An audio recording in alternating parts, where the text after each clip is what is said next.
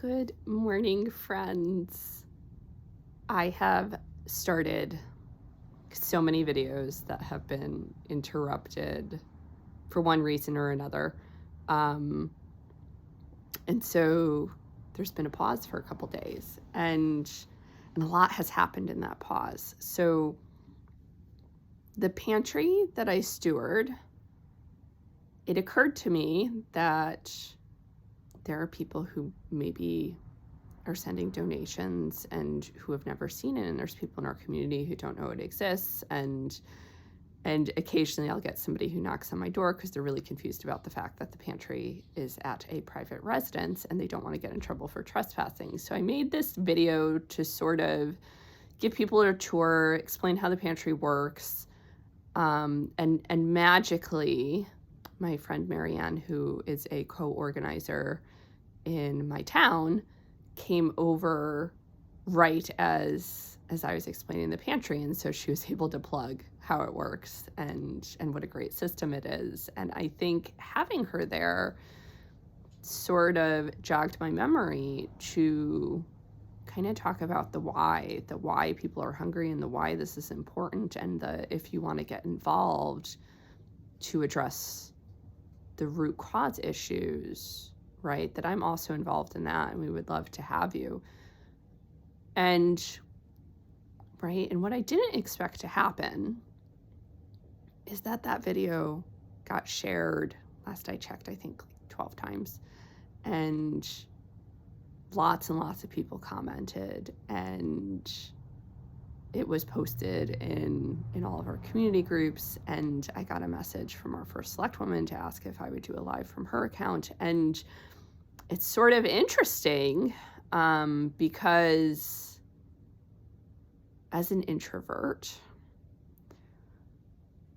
one of the things that I hate most in this life is being visible and the public speaking and the sharing my truth. And it just so happens that probably the only thing that I hate more than that like I absolutely loathe, is injustice. And so that puts me in this situation where I'm consistently doing something that makes me really uncomfortable for the sake of other people who can't, because they don't have the time, they don't have the bandwidth, because they're being actively silenced. And so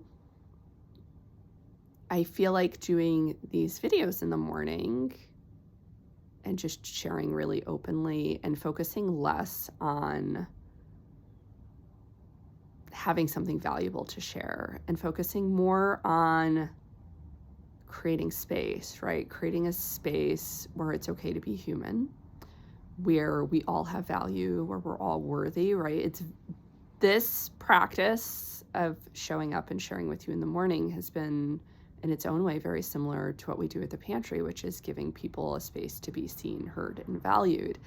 And although perhaps I am not seeing you in this moment, I think when we are really vulnerable and when we share all of ourselves, right, when we embrace the shadow and the stuff that's hard, we give people an opportunity to see themselves, because we can mirror things back to people. And so I come with you always as a work in progress, and often working through my own stuff, trying to figure things out. And hopefully that helps you figure your stuff out too, because what I was considering this morning is my favorite podcasts and my favorite authors are not people where I'm going and they have all of the answers, right? Like, here, do this. My favorite authors and podcast hosts are the people who are like, here is where I'm at on my journey.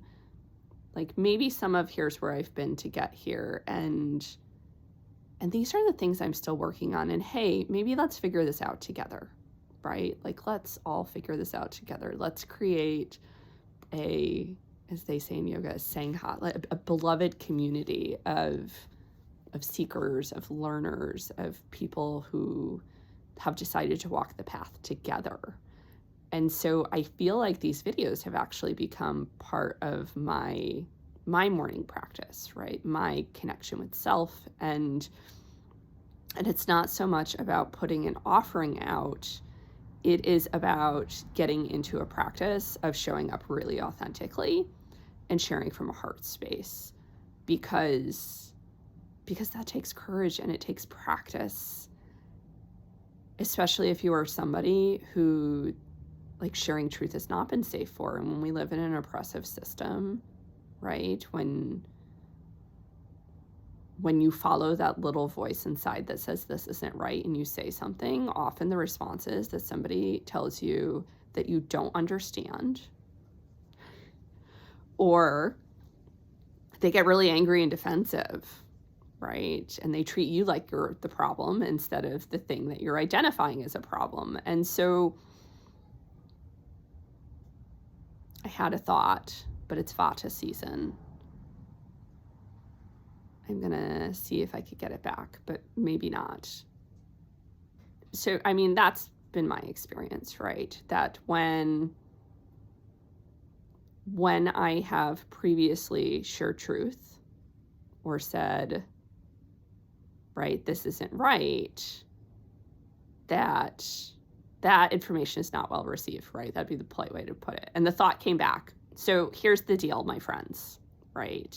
When those people come to you and they pat you on the head and they tell you you don't understand and you feel like it's you, I just want you to know that I have an Ivy League education and I have more certifications than probably any person will ever need. I have certifications as a personal trainer, as a level 1 weightlifting coach, as a behavior change specialist, a weight loss specialist. I have a yoga instructor certification.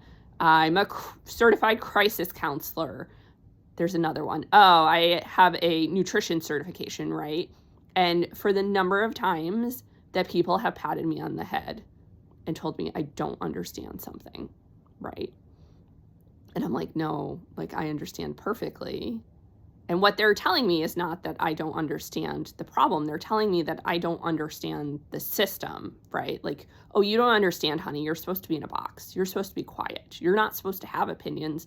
You're supposed to be a productive worker bee. And I'm like, oh, I understand that those are your expectations. And I am telling you that this is not acceptable. And so that's kind of also been my role with the pantry, right? To be like, hey, Houston, we have a problem. Hey, when it's 39% of people in our town are struggling and can't make ends meet, right? That is not an individual problem. That is a systems problem. And that is not those people need to figure this out. That is we all need to figure things out. And so for over 3 years, I have been gently nudging and speaking from the pantry platform. And I have been, I think, yelling and jumping up and down, and actively recruiting people from the organizing side of things, because I do both of these things in my town and in my community. And it's been a slow crawl, right? Like, it's just been this really, really slow crawl where it almost feels like you're not moving. And then I made this video, not from a standpoint of, Houston, we have a problem, but from a standpoint of, hey, I just want to make people aware that this thing exists that we're doing, and let me explain how it works, because there sometimes seems to be some confusion. And by the way, this is why we're doing this. And it's the showing up authentically, right? Like, there is no doubt in my mind that the reason that things are now sort of launching forward is my willingness to be vulnerable and be like, hey, this is who I am. This is what we're doing. This is why it's important to me. And to, like, physically put my face out there and share in a loving way, like we're doing here. Like, hey, I really love my community. You guys are important to me. I want to fill you in on this, right? Like, get to know us. And I don't think I would have gotten there without doing this and without doing the inner work, because I would much prefer to be behind the scenes of the pantry and make the pantry the focus and make the community the focus and write messages rather than make videos. I think that's the first video I've made where people have been able to hear me speak, right? Just hear what my voice sounds like. And that's probably not by accident. I occasionally will post photos, but right, I feel like there's almost been this boundary of, I don't want to let you all in because I will get overwhelmed. And there's already so much need, and I already hear so many stories, and everybody already has so much access to me that, right, if I jump all of the way in, I'm going to get swallowed up. And what actually happened is I've had all these people reaching out who are like, oh my gosh, how do I be a part of this? How do I help you? How do I elevate your message? Because we need more people who care the way you care. And so I guess what I am trying to share is that vulnerability is really, really scary. If you're someone who has a lot of air like I do, it can be this fear of overwhelm. If you have a lot of fire like I do, it's fear of judgment, of being judged harshly. And if you have a lot of earth, I imagine it's a fear of losing connection, because that is what earthy people value most, and of not being enough. Because people who have a lot of earth also often feel like they're not enough for their people or in general, right? It's sort of a self-defeating process when they get out of balance of, I'm not going to try because it won't be good enough. And so if you're an earthy person, you can consider this the buddy system, and you just show up here and I will keep rooting for you and believing in you. And if you are fiery like I am, it's not about the other person, my loves, or the other people, right? That's fear of our own judgment. And it's just bringing ourselves back to it doesn't need to be perfect. It doesn't need to be perfect. Perfection is the enemy of good enough. And if I waited to know enough or be perfect enough or to show up really, really well to do the pantry, then it never would have happened. And that would be so many people who wouldn't have that lifeline, right? We don't need people to show up perfectly. We need people to show up. We need people to show up wherever and however they are, because I hate to break it to you, but the world is a dumpster fire right now. And if you are here because you are called to be a part of the solution, you are doing nobody favors by playing small. And that is not to pressure you into action. It is to empower you to realize that if you are feeling called to this, it's because you have the ability. It's already in you. You came here with that ability. And the only thing that you need to work on is the little bridge of trust, right? This is what we talk about when I have clients and in our peer group of learning to heal. There's like this little bridge of trust, and you just need to step over the bridge, and it feels like it's like this, but it's actually like this. And it's like that little hop over, and maybe you don't stay there, right? Like, who's going to stay there? Because that would be being connected to source all of the time, but you can get there. And if you need other people to help, that's fine. But it's trusting that it's possible. It's trusting that the universe is on your side, that this beautiful creation energy is just rallying to see you succeed, because what could creation energy want more than proof of its existence? So if you're out there and you're spreading light and you are sharing how powerful manifestation and prayer are and how great life can be, right? Like, it is not doom and gloom higher power. It is, oh my gosh, I love you so much. You are like the most perfect. Like, how are you so perfect and wonderful? And I just want you to be happy and create whatever you want to create and learn all of the lessons, and I will hold you through it, right? Like, that is what the source energy is like, not conditional, right? You need to do X things, just check the boxes, right? And if you look at religion, does religion reflect what source is like, or does religion reflect what these oppressive systems look like, right? Like, are we connecting with source energy, or are we conditioning people to worship those in power and not question authority and not question abuses of authority and not question all of the conditions we need to follow to be considered worthy, right? And you decide that for yourself, because I am not anti-religion. I am anti-abuses of power, and I am anti-marketing creation energy as conditional love and putting labels on things, right? Because source, creation energy, right? Like that is such a expansive, limitless power energy that it defies description, just like we do, right? All these labels, gender identity, male, female, heterosexual, bisexual, pansexual. Like when you experience divine love, it's just like, oh, we need to try to box this. Just no, I opt out of that. Right? Everything doesn't need to be binary, this or that. It's not. Like there's so much more. And when you get stuck in the this or that, you lose everything else. You lose context. So on that note, if you are airy and you are worried of your ability to follow through or to get lost chasing butterflies or floating around the system, or you're afraid you can't like get full formed sentences out because you're just going to ramble. Number one, like, I don't know if you've noticed, but that is how I regularly show up, even when I ground, because it is now Vata season.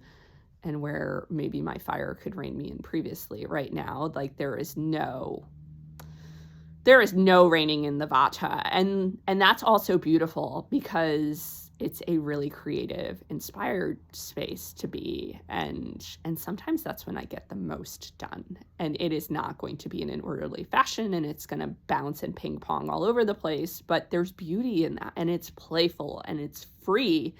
And right. And yes, society doesn't necessarily value that, and people won't necessarily respect it, or take it seriously. And also, souls recognize truth. Souls recognize truth. They recognize truth that comes from source. That is why if you've come back more than once, you're here. It's not because I'm amazing. It's because I am connected. And people want that connection. That is why people will go to abusive church environments, because they are marketing themselves as the way to connect with source. And right. And that's great if whatever church you go to serves your connection to source, and helps you feel filled up and loved and held, then like, amen to that, my friends. But if you're going to a place that makes you afraid that you're not enough, that you need to do more, then that is not serving your connection. And the thing that airy people are really good at is connecting to divine. It's right. Like we live in our upper chakras, like tapping in to the unseen is really good for us. Doing concrete things, technology, those things are hard for us. And there's nothing wrong with that, because people need it, right? People need people who can connect with that wisdom. And I think it's not by coincidence that we have a society that devalues those kinds of character traits the same way we devalue the feminine, because we don't want people who are connected to their bodies. We don't want people who are connected to divine wisdom, because if those people are elevated and taken seriously, then all of these oppressive systems are going to fall apart. And so, my airy friends, I have to tell you that the world needs what you have. And people's reaction to you, and this is something that I have had to learn myself, people's reaction to you when you are sharing truth, when you are connected to the divine and you share that wisdom, when people have a problem with you, their problem is not with you. It is with their relationship to the truth. right? Like, it has nothing to do with you. It has to do with your relationship with the truth. And when I have taken this up with Source and I'm like, why is this so hard? Like, I get back, because you're making it hard, because you're not over the trust bridge in this moment. And when I'm like, I'm doing this thing I'm called to do, and nobody's listening, what I get back is, the ask was not to make people listen. And I'm getting like goosebumps when I say this, because like this came through. I don't get like really clear messages in words from Source that often, but when they come through, they feel like truth. And I can't really explain what that feels like. It took me a lot of years of practice to be able to be like, ooh, this feels like truth. Right? Like, it just comes through as true. So when I'm like, nobody's listening, what I get back is, your job wasn't to make them listen. Your job was to share the truth. And your truth is a gift, right? This is all not coming from me. It's coming from upstairs, or from not even upstairs, right? From all around. Your truth is a gift. And when you try to control how that gift is received, it's not a gift anymore. It's manipulation. Okay? Not coming from me. This is coming from the higher power. So we've all been that person where we want to control how something is received. And it's not because we're bad people. It's about feeling safe. And so, right, your truth is a gift. If you are somebody who has a lot of error and you're connected to divine wisdom and it's really scary to share that wisdom, like, just remember, it's a gift. And people can do what they're going to do with it. And that has nothing to do with you. And it has nothing to do with your worth. Yeah. And so whatever your call is, whatever the call is inside, whatever it is that you really want to be doing, whatever it is that you're curious about, whatever it is that brings you joy, do more of that. And worry less about how it's going to be received, or how it's going to look, or whether it'll be enough. Like, just trust that that message is coming from you. It's coming from your wisdom. It's coming from wisdom that's beyond you. And we need it. Gosh, we so desperately need it. We need whatever it is that you have, that you're called to do. And if what you're called to do is rest, we need more of that too. That's been tricky for me recently, feeling safe to rest. Partly because I have a lot of air and fire, and I want to be doing effectively with results. And it's always tricky to sort out, right? Is this actually a need, or is this trying to make myself feel safe because culture says our worth is based on productivity, and so rest can be really vulnerable. So if we could have more people taking rest and giving people permission to rest, like, amen, Trisha Hersey, then yeah, that too, please. I love you all. I hope you are, if you're not there yet, at loving yourselves, that you're on the path and chipping away to get there. And wherever you're at is exactly where you should be, imperfect.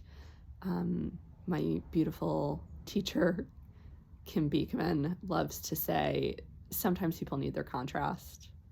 And that helps me stay out of rescuing other people. And it also helps me give myself grace when I'm in my contrast. I'm like, ooh, I hope I get a juicy lesson out of this one, right? So wherever you're at and whatever lessons you're getting, I just hope you know that you are such yummy, divine perfection. And I'm so glad that you are here on this journey and on this path with us. And I hope your day is amazing. And if it's not amazing, I hope you remember the source is at the ready to help, right? We are all here holding you in this loving container, because it's not about what I have to say, and it's not about the practices. That was an aha for me too, that like holding space in yoga, it's not about the practices, it's about holding the space. And so I will continue to hold this space, and I will continue to love you, and we will continue to grow together. So peace, my lovely friends. I love you.